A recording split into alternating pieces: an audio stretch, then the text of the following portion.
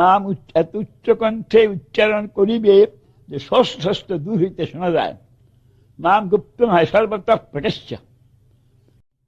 পঞ্চতত্ত্বস্বরূপিণাম শ্রীহরি পুরুষং বন্দে শ্রীজগৎবন্ধু সুন্দরম বন্দেহং পরমানন্দম মহাবতরণম পরম কৃষ্ণ গৌর জগৎবন্ধুম বন্দে ভক্ত্যা জগদ্গুরুম। বন্দে শ্রীকৃষ্ণ চৈতন্যম নিত্যানন্দৌ সহোদিতৌ গৌরদয়ে পুষ্পবন্তৌ চিত্রৌ ছন্দৌ তমনুদৌ। বরহাপীরাভিরামং মৃগমদতিলকং কুণ্ডলক্রান্তগন্ধং কুঞ্জাক্ষং কুম্ভকণ্ঠং নিশমিত শিবগমুখম স্বাধরেণস্তবেণু শ্যামং শান্তং ত্রিভঙ্গং রবিকর বসনং ভূষিতং বৈজয়ন্ত্য়া বন্দে বৃন্দাবনস্থং যুবতী শতবিতং ব্রহ্ম গোপাল বেশম। মূকং করোতি বাচালং পঙ্গুং লঙ্ঘয়তে গিরিং यत्कृपात्तमहं वन्दे परमानन्दमाधवम्। वंशाकल्पतरुभ्यश्च कृपा सिन्धुभ्यैव च पतितानां पावनेभ्यो वैष्णवेभ्यो नमो नमः। यस्य स्मरणमत्तेन ज्ञानमुत्पद्यते स्वयं स एव सर्वसम्पन्नः तस्मै श्रीगुरवे नमः। শ্রীমান মহাপ্রভু শ্রী গৌরসুন্দরের প্রসঙ্গ হচ্ছে। গৌরের তত্ত্বটি একদিন আস্বাদন করেছি। আগমনের কারণ, বহিরাঙ্গ কারণ, অন্তরঙ্গ কারণ আস্বাদন নেই। গৌরের শিক্ষা জগৎকে কি দিলেন? তার রূপ শিক্ষা, সনাতন শিক্ষা, রামানন্দ সংবাদ, শিক্ষাষ্টক, এই চারটি অবলম্বন করে সংক্ষেপে গৌরের দানটি বলা হয়েছে। জগৎকে দিয়েছেন গৌর বুঝেছি। এখন আজ বলবো আর গৌর সুন্দরের ভজন ধারা বলেছি। গৌরকে দিয়েছেন আর ভক্ত শ্রেষ্ঠ নরহরি গদাধর এরাটা নগরী ভাবেন বিতরণ ধারা দিয়েছে, এটাও বলেছি। আজ বলবো গৌর সুন্দর এসে বুজুর্গকে উজ্জ্বল করেছেন কিভাবে বলেছি।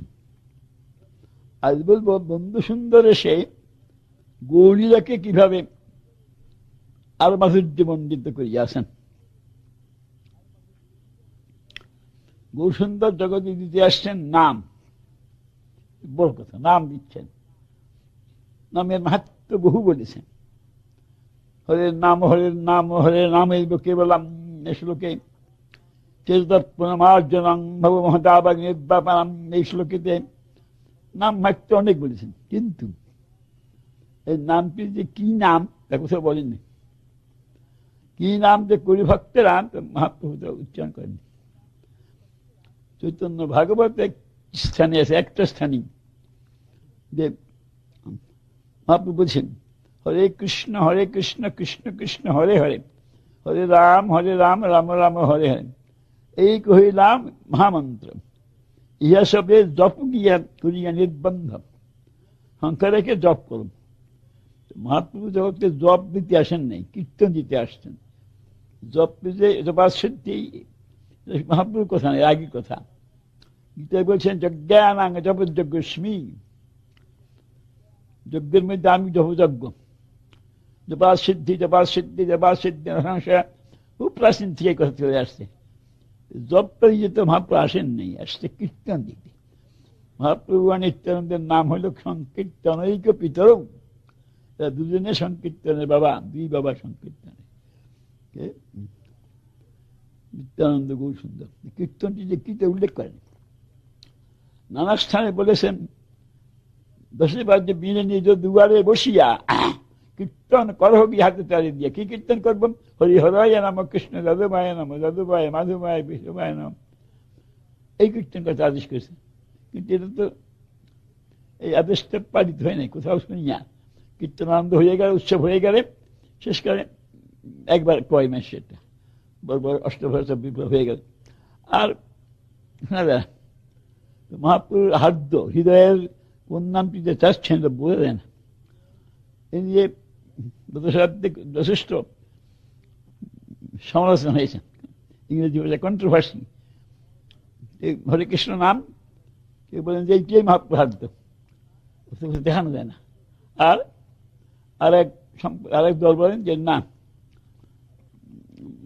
এই নাম গাওয়া যাবে না। একদল এটা গায়, একদল গায় না। আমাদের ছেলেবেলা দেখছি নবদ্বীপে দুজন খুব বিখ্যাত পণ্ডিত ছিলেন, প্রাণ গোপাল গোস্বামী, রাধা বিনোদ গোস্বামী, দুজনই ভাগবতের খুব শ্রেষ্ঠ পাঠক ছিলেন, ভারত বিখ্যাত পাঠক ছিলেন। প্রাণ গোপাল গোস্বামী এবং তার শিষ্য ভক্ত সব হরে কৃষ্ণ নাম গাইত। আর রাধা বিনোদ গোস্বামী তার শিষ্য ভক্তরা গাইতে তো নাই, গান হইতে কানা আঙুল দিয়ে উঠে যেত, ওই নাম উচ্চস্বরে গাইলে পাপ হয়, ওটা আমাদের যোগ্য নাম নিয়ে ধরে ধরে গেছে, অনেক সমাধান হয়নি।